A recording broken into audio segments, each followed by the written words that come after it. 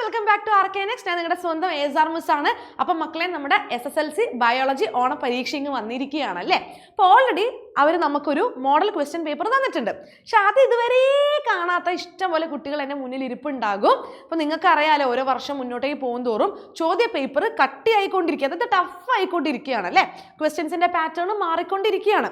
അപ്പോൾ നമ്മൾ ഈ എഴുതാൻ പോകുന്ന ഓണ പരീക്ഷയും ഉറപ്പായിട്ടും ഒരു ഡിഫറെൻറ്റ് ക്വസ്റ്റ്യൻ പേപ്പർ, പുതിയ പാറ്റേണിലുള്ള ക്വസ്റ്റ്യൻസ് ഒക്കെ തന്നെയാണ് വരാൻ പോകുന്നത്. അത് മാത്രമല്ല, നിങ്ങളെ ടെക്സ്റ്റ് ബുക്ക് കൂടി മാറിയിരിക്കുന്ന ഒരു സമയമാണ് അല്ലേ. അപ്പോൾ ഈ ഒരു മോഡൽ ക്വസ്റ്റ്യൻ പേപ്പർ അവർ വെറുതെ ആയിരിക്കുമോ സൈറ്റിൽ അപ്ലോഡ് ചെയ്തിട്ടുണ്ടാവുക? അല്ല, ഇത് വളരെ ഇമ്പോർട്ടൻ്റ് ആണ്. നമ്മളിത് അനലൈസ് ചെയ്യണം അല്ലെ. ഈ ഒരു ക്വസ്റ്റ്യൻ പേപ്പർ ഏത് രീതിയിലാണ് ഇരിക്കുന്നത് അല്ലെ, ക്വസ്റ്റ്യൻ പേപ്പറിൻ്റെ പാറ്റേൺ എങ്ങനെ, ഓരോ ക്വസ്റ്റ്യൻസിൻ്റെ പാറ്റേൺ എങ്ങനെയാണ്, ചിന്തിക്കേണ്ട രീതിയിലുള്ള അപ്ലിക്കേഷൻ ലെവൽ ക്വസ്റ്റ്യൻസ് ഉണ്ടോ, നമുക്ക് കുറച്ചും കൂടി കൺഫ്യൂസ്ഡ് ആവുന്ന രീതിയിലുള്ള ക്വസ്റ്റ്യൻസ് ഉണ്ടോ, ഭയങ്കര ബുദ്ധിമുട്ടുള്ള ചോദ്യങ്ങളാണോ എന്നൊക്കെ നമ്മൾ അറിയണ്ടേ. എന്നാലല്ലേ നമുക്ക് അതിനനുസരിച്ച് പഠിക്കാൻ പറ്റുള്ളൂ.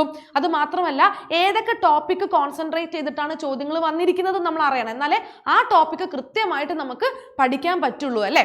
സോ ഈ ഒരു ക്വസ്റ്റ്യൻ പേപ്പർ ആദ്യം നമ്മൾ അനലൈസ് ചെയ്യുക. ഇതിൽ നിന്ന് ഇമ്പോർട്ടൻറ്റ് ടോപ്പിക്സ് ഒക്കെ നമ്മൾ പെട്ടെന്ന് തന്നെ എന്ത് ചെയ്യുക, പഠിച്ചെടുക്കുക എന്നുള്ളതാണ് കേട്ടോ. അപ്പോൾ നമുക്ക് എന്ത് ചെയ്യാം, നമ്മുടെ ബയോളജി മോഡൽ ക്വസ്റ്റ്യൻ പേപ്പറിലേക്ക് പോവാം.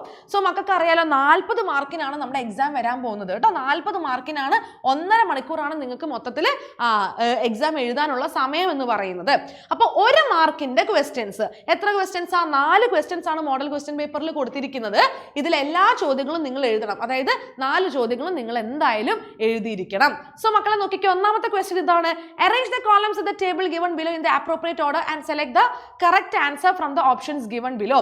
ചുവടെ നൽകിയിട്ടുള്ള പട്ടികയിലെ കോളം 1-ൽ വിവിധ ശാസ്ത്രജ്ഞരുടെ പേരും കോളം 2-ൽ ജീവപരിണാമവുമായി ബന്ധപ്പെട്ട സംഭാവനകളും നൽകിയിരിക്കുന്നു. കോളങ്ങൾ ഉചിതമായി ക്രമപ്പെടുത്തി നൽകിയിട്ടുള്ള ഓപ്ഷനുകളിൽ നിന്നും ശരിയായ ഉത്തരം തിരഞ്ഞെടുത്ത് എഴുതുക. അപ്പോൾ വെറുതെ മാച്ച് ചെയ്താൽ മാത്രം പോരാ, മാച്ച് ചെയ്തതിന് ശേഷം കൃത്യമായ ഓപ്ഷൻ നമ്മൾ തിരഞ്ഞെടുക്കണം അല്ലെ. അപ്പോൾ ഇവിടെ തോമസ് മാൽത്തസ് കൊടുത്തിട്ടുണ്ട്. തോമസ് മാൽത്തസ് എന്താണ്? Population growth is causing natural resources to become limited ആണ് വരുന്നത് അല്ലെ. ഇനി ചാൾസ് ഡാർവിൻ ആണെങ്കിലോ on the origin of species, Charles Darwin അല്ലെ.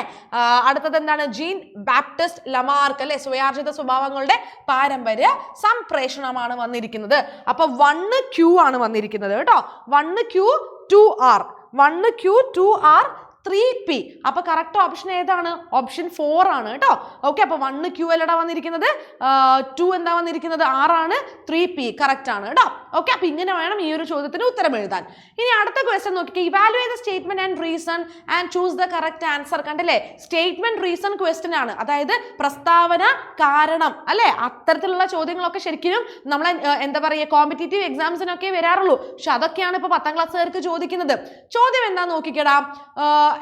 The roan coat seen in some cattle and horses is an example of codominance. ചില കന്നുകാലികളിലും കുതിരകളിലും കാണുന്ന Ron coat കോഡോമിനൻസിന് ഒരു ഉദാഹരണമാണ്. ഇതാണ് പ്രസ്താവന. Reason: the allele for dominant trait cannot completely mask the allele for the recessive trait. അതായത് പ്രകട ഗുണത്തിന്റെ അല്ലീലിനെ, ഗുപ്ത ഗുണത്തിന്റെ അല്ലീലിനെ പൂർണ്ണമായും മറയ്ക്കാൻ സാധിക്കുന്നില്ല. ഇതാണോ ഈ പ്രസ്താവനയുടെ കാരണം? ആണോ? ഈ തന്നിരിക്കുന്ന സ്റ്റേറ്റ്മെന്റ് കോഡോമിനൻസിന്റെ സ്റ്റേറ്റ്മെന്റ് ആണ്. ഓക്കെ, അതിന്റെ കൃത്യമായ കാരണമാണോ അവിടെ കൊടുത്തിരിക്കുന്നത്? അല്ല, കാരണം ഇൻകംപ്ലീറ്റ് ഡൊമിനൻസിന്റെ അല്ലടാ. കാരണം കൊടുത്തിരിക്കുന്നത് ഇൻകംപ്ലീറ്റ് ഡൊമിനൻസിന്റെ ആണ്, കോഡോമിനൻസിന്റെ അല്ല. അപ്പൊ ഇത് എന്തായി? അത് തെറ്റാണ്. റീസൺ അല്ലെ, കാരണം തെറ്റാണ്. അപ്പൊ ഇവിടെ ഓപ്ഷൻസ് നോക്കിക്കേടാ. Statement and reason are correct. Statement is false but the reason is correct. The statement is true but the reason is incorrect. Both the statement and reason are incorrect. അപ്പൊ ഇവിടെ ഏതാണ് option? C അല്ലേ വരിക. Statement ശരിയാണ്, പക്ഷെ reason എന്താണ്? തെറ്റാണ്. അപ്പൊ option C is the right answer. അടുത്ത ചോദ്യം, which of the following is related to process of transcription? Transcription ആണ് ചോദിച്ചിരിക്കുന്നത് കേട്ടോ. അപ്പൊ ട്രാൻസ്ക്രിപ്ഷൻ എന്ന് പറഞ്ഞാൽ എന്താ? DNA-യിൽ നിന്ന് mRNA ഉണ്ടാകുന്നതാണ് ട്രാൻസ്ക്രിപ്ഷൻ അല്ലേ. ഓപ്ഷൻ ഏതാണ് കറക്റ്റ്? ഫസ്റ്റത്തെ ഓപ്ഷൻ അല്ലടാ കറക്റ്റ്. DNA-യിൽ നിന്ന് mRNA ഉണ്ടാവുന്നു. ഫസ്റ്റ് ഓപ്ഷൻ ആണ് കറക്റ്റ് ഓപ്ഷൻ കേട്ടോ. ഓക്കെ, അടുത്തത് 4ാമത്തെ 1 മാർക്ക് ചോദ്യമാണ്. Identify the characteristics of primates and choose the correct answer. പ്രൈമേറ്റുകളുടെ സവിശേഷതകൾ തിരിച്ചറിഞ്ഞ് ശരിയായ ഉത്തരം തിരഞ്ഞെടുത്ത് എഴുതുക. The thumb will not be in opposite direction. തള്ളവിരൽ വിപരീത ദിശയിലായിരിക്കില്ല. ദ്വിനേത്ര ത്രിമാനദർശനം ഗ്രൂപ്പുകളായി ജീവിക്കുന്നു. അപ്പൊ ഈ 3 എണ്ണം നിങ്ങൾ നോക്കുക. ഈ 3 സവിശേഷതകളും ഈ പ്രൈമേറ്റ്സിന്റെ സവിശേഷതകളാണോ? അങ്ങനെയാണോ വരുന്നത്? തള്ളവിരൽ വിപരീത ദിശയിൽ ആയിരിക്കില്ല. അതെങ്ങനെയാടാ? നമ്മളെയൊക്കെ തള്ളവിരൽ വിപരീത ദിശയിലാണ്, എന്നാലല്ലേ നമുക്ക് കാര്യങ്ങളൊക്കെ ചെയ്യാൻ പറ്റുള്ളൂ അല്ലേ. അപ്പൊ ഇതെന്താണ്? തെറ്റാണ്.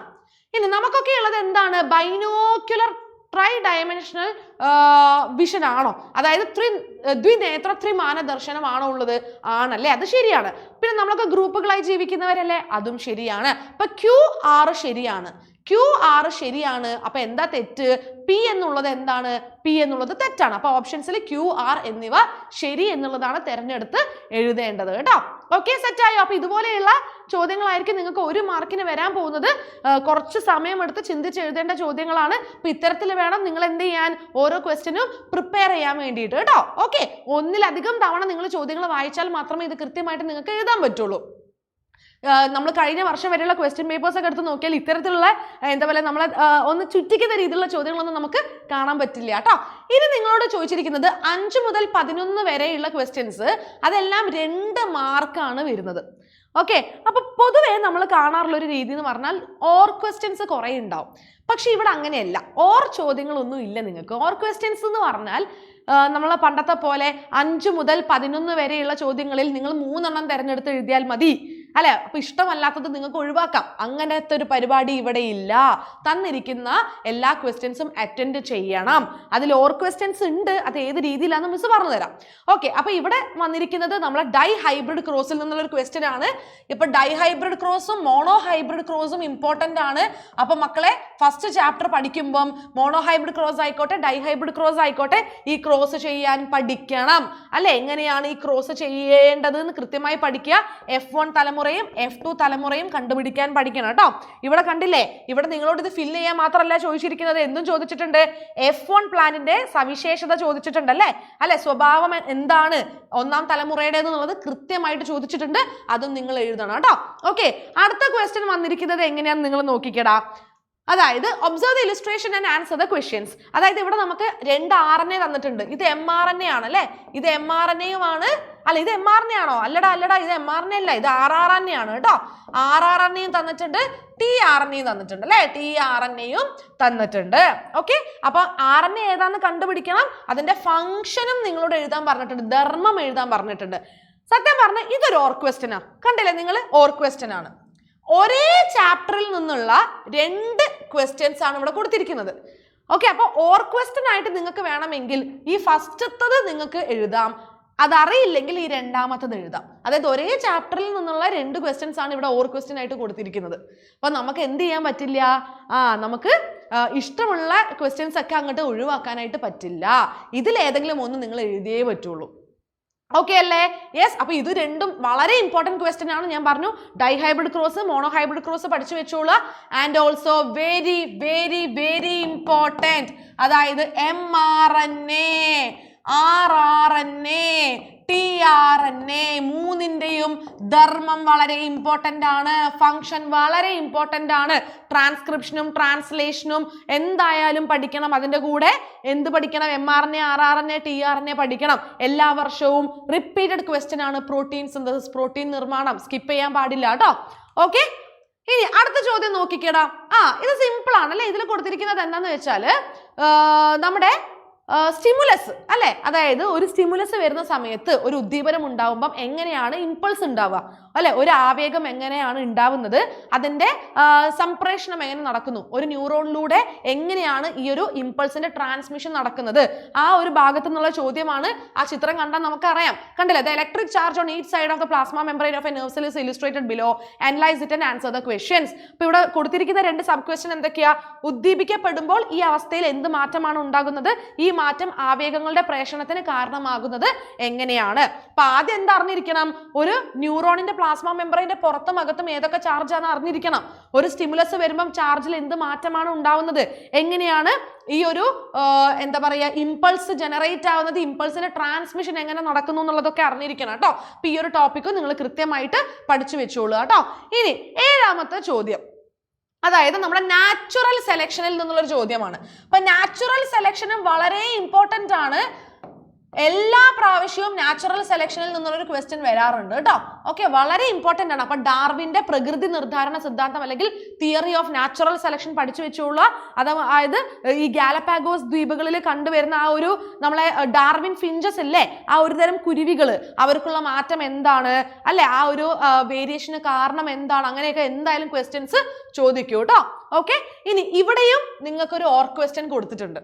അതേ ചാപ്റ്ററിൽ നിന്നുള്ള ഒരു ഓർ ക്വസ്റ്റ്യൻ തന്നെയാണ്. അതായത് നിയോ ഡാർവിനിസം ആണ് നിങ്ങളോട് എക്സ്പ്ലെയിൻ ചെയ്യാൻ പറഞ്ഞിരിക്കുന്നത് കേട്ടോ. അപ്പൊ നിയോ ഡാർവിനിസവും നിങ്ങൾ എന്ത് ചെയ്യുക, പഠിച്ചു വെച്ചോളുക. അപ്പൊ ഇതിൽ ഏതെങ്കിലും ഒന്നേ നിങ്ങൾക്ക് ഇവിടെ എഴുതാൻ പറ്റുള്ളൂ. ഓക്കെ, അപ്പൊ നാച്ചുറൽ സെലക്ഷൻ തിയറിയും നിയോ ഡാർവിനിസവും ഇമ്പോർട്ടൻ്റ് ആണ് കേട്ടോ.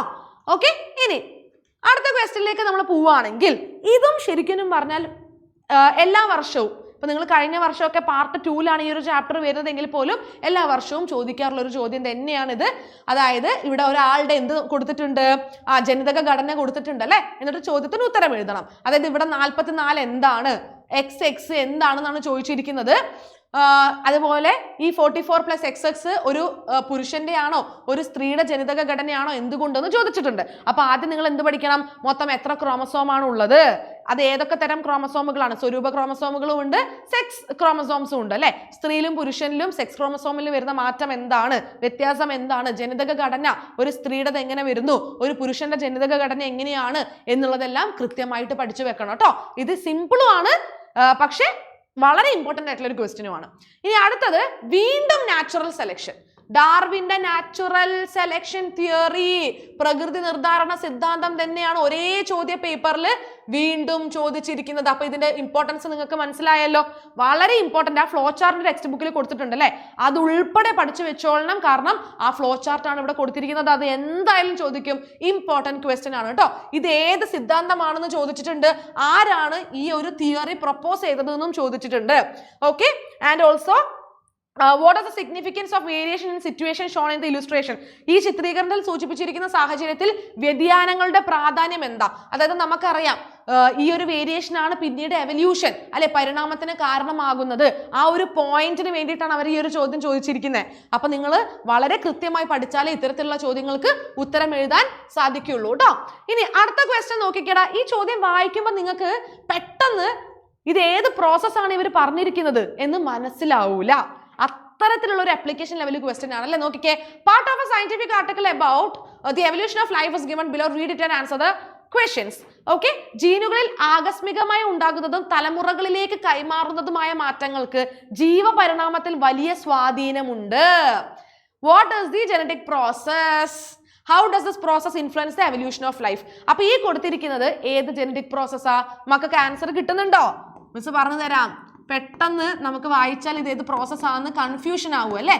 ഇത് മ്യൂട്ടേഷൻ ആണടാ, മ്യൂട്ടേഷൻ ആണ്. അപ്പൊ മ്യൂട്ടേഷൻ പഠിക്കണം, മ്യൂട്ടേഷൻ ഉണ്ടാവാൻ എന്തൊക്കെ കാരണങ്ങൾ ഉണ്ടെന്ന് പഠിക്കണം.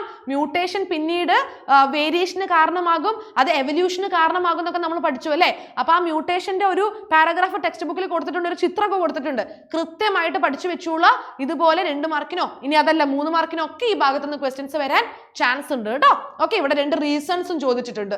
ഓക്കെ, അതായത് മ്യൂട്ടേഷൻ ഉണ്ടാക്കാൻ കാരണങ്ങൾ എന്തൊക്കെയാണെന്ന് ചോദിച്ചിട്ടുണ്ട്. ഓക്കെ, അടുത്ത ക്വസ്റ്റ്യൻ നിങ്ങൾ നോക്കിക്കേ. ഗീവ് റീസൺ, കാരണം എഴുതാനാണ് പറഞ്ഞിരിക്കുന്നത്. 2 സ്റ്റേറ്റ്മെന്റ്സ്, പ്രസ്താവനകൾ തന്നിട്ടുണ്ട്. നോക്കിക്കേ, Y chromosomes are responsible for development of male embryo. Y ക്രോമസോമുകളാണ് പുരുഷ ഭ്രൂണത്തെ രൂപപ്പെടുത്തുന്നത്. Okay, അടുത്തത് when tall plants with red flowers are crossed with short plants with white flowers in the second generation some plants may be tall and white flowers. ഉയരം കൂടിയ ചുവന്ന പൂക്കളുള്ള ചെടികളെ ഉയരം കുറഞ്ഞ വെളുത്ത പൂക്കളുള്ള ചെടികളുമായി വർഗ്ഗസങ്കരണം നടത്തുമ്പോൾ രണ്ടാം തലമുറയിൽ ഉയരം കൂടിയ വെളുത്ത പൂക്കളുള്ള ചെടികളാണ് ഉണ്ടാകുന്നത്. അപ്പൊ ഇതിന്റെ രണ്ടിനും കാരണം എഴുതണം. അപ്പൊ വൈക്രോമസോം എന്താ പറയാ, നമുക്കറിയാലോ, അതായത് മെയിൽ എംബ്രിയോന്റെ ഡെവലപ്മെന്റിന് കാരണമാകാൻ എന്തുകൊണ്ടാണത്?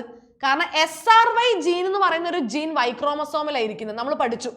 ഈ SRY ജീനാണ് എന്ത് നമ്മുടെ ഈ മെയിൽ എംബ്രിയോന്റെ ഡെവലപ്മെന്റിന് കാരണം. ഓക്കെ, SRY ജീൻ അതിരിക്കുന്നത് വൈക്രോമസോമിലാണ്. അതുപോലെ രണ്ടാമത്തത് എന്തുകൊണ്ടാണ് നമുക്ക് രണ്ടാം തലമുറയിൽ ഉയരം കൂടിയ അതുപോലെ വെള്ള പൂക്കളുള്ള സസ്യങ്ങൾ കിട്ടിയത്? എന്തുകൊണ്ടാണ്? ഇൻഡിപെൻഡന്റ് അസോർട്ട്മെന്റ് അല്ലെ, മെന്റലിന്റെ 3ാം നിയമം. ഇൻഡിപെൻഡന്റ് അസോർട്ട്മെന്റ് ആണ് ഇതിന് കാരണം. ഓക്കെ, അപ്പൊ ഇങ്ങനെയുള്ള വളരെ ചിന്തിക്കേണ്ട രീതിയിലുള്ള നമ്മൾ കാരണങ്ങൾ എഴുതേണ്ട ചോദ്യങ്ങളും ചോദിക്കും. അപ്പോൾ നമ്മളെ ടെക്സ്റ്റ് ബുക്കിലുള്ള എല്ലാം ലൈൻ ബൈ ലൈൻ നമ്മൾ പഠിച്ചു വെച്ചാലേ നമുക്ക് ഇതിനൊക്കെ ഉത്തരം എഴുതാൻ പറ്റുള്ളൂ അല്ലേ. അങ്ങനെ നമ്മൾ ഇനി 3 മാർക്കിന്റെ ക്വസ്റ്റ്യൻസിലേക്ക് പോവാണ് കേട്ടോ.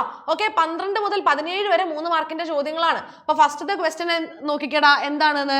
2 സ്റ്റേറ്റ്മെന്റ്സ് തന്നിട്ടുണ്ട് അല്ലെ, 2 പ്രസ്താവന തന്നിട്ടുണ്ട്, എന്നിട്ട് 2 ചോദ്യങ്ങളും കൊടുത്തിട്ടുണ്ട്. അപ്പൊ ഇതിനൊരു ഓർ ക്വസ്റ്റ്യൻ ഉണ്ട് കേട്ടോ മക്കളെ. ഓർ ക്വസ്റ്റ്യൻ ഞാൻ പറഞ്ഞു തരാം. അപ്പൊ in humans different blood groups like A, B, O or C. അതായത് മനുഷ്യരിൽ A, B, O blood group ഉണ്ട്. The difference in human skin color is not due to race but due to genetics. അതായത് മനുഷ്യരിലെ ത്വക്കിന്റെ നിറവ്യത്യാസം വർഗപരമല്ല, എന്താണ്, ജനിതകപരമാണ്. Okay, അപ്പൊ നിങ്ങളോട് പറഞ്ഞിരിക്കുന്നത് ഏതൊക്കെ genetic phenomenon ആണെന്ന് നിങ്ങൾ എന്ത് ചെയ്യണം, ഐഡന്റിഫൈ ചെയ്യണം. Explain this phenomena in connection with the above statement. അത് എക്സ്പ്ലെയിനും ചെയ്യണം. അപ്പൊ മക്കളെ നോക്കിക്കടാ, ഇത് ഏത് രീതിയിലുള്ള പ്രതിഭാസമാണ്?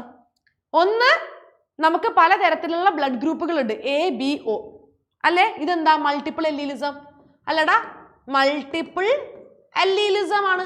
ഇത് മൾട്ടിപ്പിൾ എല്ലീലിസം ആണ് കൊടുത്തിരിക്കുന്നത്. രണ്ടാമത്തേതോ ഹ്യൂമൻ സ്കിൻ കളർ, ത്വക്ക്, നമ്മളതെല്ലാം ഒരേ നിറമല്ല, പല നിറമാണ്. ഇതെന്തുകൊണ്ടാണ്? Polygenic inheritance. ഇത് ഏത് പ്രസ്താവനയാണ്? പോളിജീനിക് ഇൻഹെറിറ്റൻസ് അല്ലേ. പോളിജീനിക് ഇൻഹെറിറ്റൻസ്, ത്വക്കിന്റെ നിറത്തിനെ നിയന്ത്രിക്കാൻ ഒന്നിലധികം ജീനുകളുണ്ട്. ഇത് എന്തിനെ ബാധിക്കും, ഇത് എന്ത് എഫക്ട് ചെയ്യും? Melanin production. മെലാനിൻ എന്ന് പറയുന്ന പ്രോട്ടീൻ പിഗ്മെന്റിന്റെ ഉൽപാദനത്തിന് ഇത് ബാധിക്കുന്നുണ്ട്, ആ ജീന് കാരണമാണ് അല്ലെ. Okay, yes. അപ്പൊ ഇതാണ് നിങ്ങളോട് എക്സ്പ്ലെയിൻ ചെയ്യാൻ പറഞ്ഞിരിക്കുന്നത്. മൾട്ടിപ്പിൾ എല്ലീലിസവും പോളിജീനിക് ഇൻഹെറിറ്റൻസും എക്സ്പ്ലെയിൻ ചെയ്യണം. അപ്പൊ നോൺ മെന്റേലിയൻ ഇൻഹെറിറ്റൻസ് വളരെ ഇമ്പോർട്ടന്റ് ആണ്. അതിൽ codominance, incomplete dominance, multiple allelism, polygenic inheritance with examples പഠിച്ചു വെച്ചുള്ള ഷുവർ ഷോർട്ട് ക്വസ്റ്റ്യൻ ആണ്. ഓക്കെ, അടുത്ത ചോദ്യത്തിലേക്ക് പോവാ അല്ലെ. ഇത് സിമ്പിൾ ആണടാ. ഇത് നിങ്ങളോട് എക്സ്പ്ലെയിൻ ചെയ്യാൻ പറഞ്ഞിട്ടുണ്ട്. പണ്ടൊക്കെ 10ാം ക്ലാസ്സിന്റെ ചോദ്യ പേപ്പറിൽ നമുക്ക് എക്സ്പ്ലെയിൻ ചെയ്യുന്നത് കാണാനേ പറ്റില്ല. വൺ വേർഡ് മാത്രമായിരുന്നു. ഇപ്പൊ കണ്ടില്ലേ, എക്സ്പ്ലെയിൻ ചെയ്യാനും ഡെഫിനിഷൻ എഴുതാനും ഒക്കെ അവർ പറയും അല്ലെ. ഹെറിഡിറ്റി എന്താ, വേരിയേഷൻ എന്താ, ജീൻ എന്താ, അലീൽ എന്താ, ഫീനോടൈപ്പും ജീനോടൈപ്പും എന്താന്നൊക്കെയാണ് ചോദിച്ചിരിക്കുന്നത്. സോ ഈ ഓരോ ടേംസും നിങ്ങൾ എന്ത് ചെയ്യുക, കൃത്യമായിട്ട് പഠിച്ചു വെക്കുക കേട്ടോ. പാരമ്പര്യവും വ്യതിയാനവും, ജീനും അലീലും, ഫീനോടൈപ്പും ജീനോടൈപ്പും. ഓക്കെ, 13ാമത്തെ ചോദ്യം. ഇവിടെ ഒരു ചിത്രം കൊടുത്തിട്ടുണ്ട്. അപ്പൊ ഇവിടെ എക്സ് എന്ന് പറയുന്ന ഭാഗം ഏതാണെന്നാണ് ചോദിച്ചിരിക്കുന്നത്.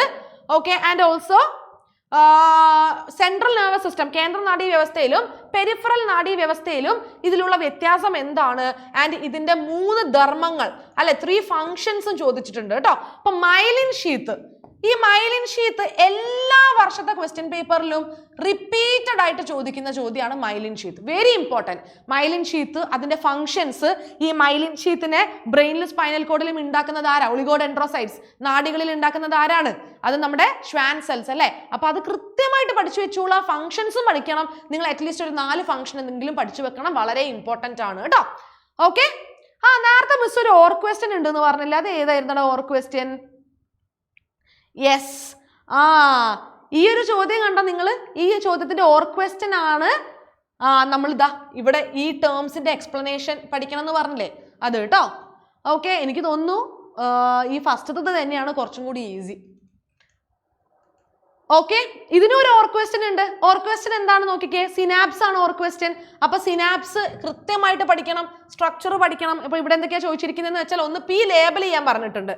ഓക്കെ, അതുപോലെ തന്നെ ഈ കെമിക്കൽസിന്റെ പേര്, ന്യൂറോ ട്രാൻസ്മിറ്റേഴ്സ്, അതിന്റെ എക്സാമ്പിൾസും പഠിക്കണം. അസറ്റൈൽ കൊളീൻ, ഡോപ്പമീൻ എന്നൊക്കെ പറഞ്ഞിട്ട് എക്സാമ്പിൾസും പഠിക്കണം. ആൻഡ് ഓൾസോ എങ്ങനെയാണ് ഇമ്പൾസിന്റെ വേഗത, ദിശ ഈ ഭാഗം നിർണ്ണയിക്കുന്നത് എന്നുള്ളത് ചോദിച്ചിട്ടുണ്ട്. ആൻഡ് ഓൾസോ പിന്നെ എന്താ ചോദിച്ചിട്ടുള്ളത്, നമ്മുടെ ബ്രെയിൻ ഫംഗ്ഷന്റെ എഫിഷ്യൻസി ഇത് എങ്ങനെ കൂട്ടുന്നു എന്ന് ചോദിച്ചിട്ടുണ്ട് അല്ലെ. മനുഷ്യരിൽ ഈ ഭാഗം മസ്തിഷ്കത്തിന്റെ കാര്യക്ഷമത വർദ്ധിപ്പിക്കാൻ കാരണം എന്താന്ന് ചോദിച്ചിട്ടുണ്ട്.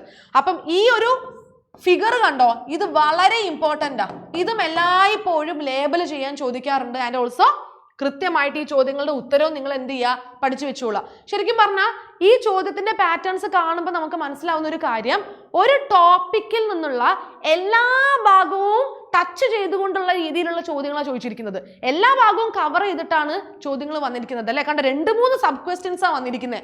ആ ചോദ്യങ്ങൾ മൊത്തം നമ്മൾ പഠിച്ചു കഴിഞ്ഞാൽ തന്നെ നമുക്ക് ഫുൾ മാർക്ക് കിട്ടും. അതായത് ആ ഒരു ടോപ്പിക്ക് നിങ്ങൾ മുഴുവനായിട്ടും ക്ലിയർ ആയി പഠിച്ചിട്ടുണ്ടെങ്കിൽ ഈ എല്ലാ ചോദ്യങ്ങൾക്കുമുള്ള ഉത്തരം നിങ്ങൾക്ക് കൃത്യമായിട്ട് എഴുതാൻ പറ്റും. നിങ്ങൾക്ക് അവിടെ ഒന്നും സ്കിപ്പ് ചെയ്യാൻ പറ്റില്ല. കാരണം ഓരോ ചോദ്യവും ഒരു ടോപ്പിക്കിനെ കംപ്ലീറ്റ് ആയിട്ട് കവർ ചെയ്യുന്ന രീതിയിലാണ് വന്നിരിക്കുന്നത് കേട്ടോ. ഓക്കെ, അപ്പോൾ ഓർ ക്വസ്റ്റ്യൻ ആണ്. ഒന്നില്ലെങ്കിൽ നിങ്ങൾ സിനാപ്സ് അല്ലെങ്കിൽ മൈലിൻ ഷീത്ത് ഏതെങ്കിലും ഒന്ന് എഴുതിയേ പറ്റുള്ളൂ കേട്ടോ. ഓക്കെ, അടുത്തത് എന്താണ് മക്കളെ നോക്കിക്കേടാ? നമ്മുടെ ക്രോമസോം ആണ്. പിയും ക്യൂവും നമ്മളോട് അടയാളപ്പെടുത്താൻ പറഞ്ഞിട്ടുണ്ട്. അത് മാത്രമല്ല ക്രോമസോം എങ്ങനെയാണ് രൂപപ്പെടുന്നത് എന്ന് പറഞ്ഞിട്ടുണ്ട്. ക്രോമസോം രൂപപ്പെടുന്നത് നമ്മൾ എവിടെയാ പഠിച്ചിരിക്കുന്നേ?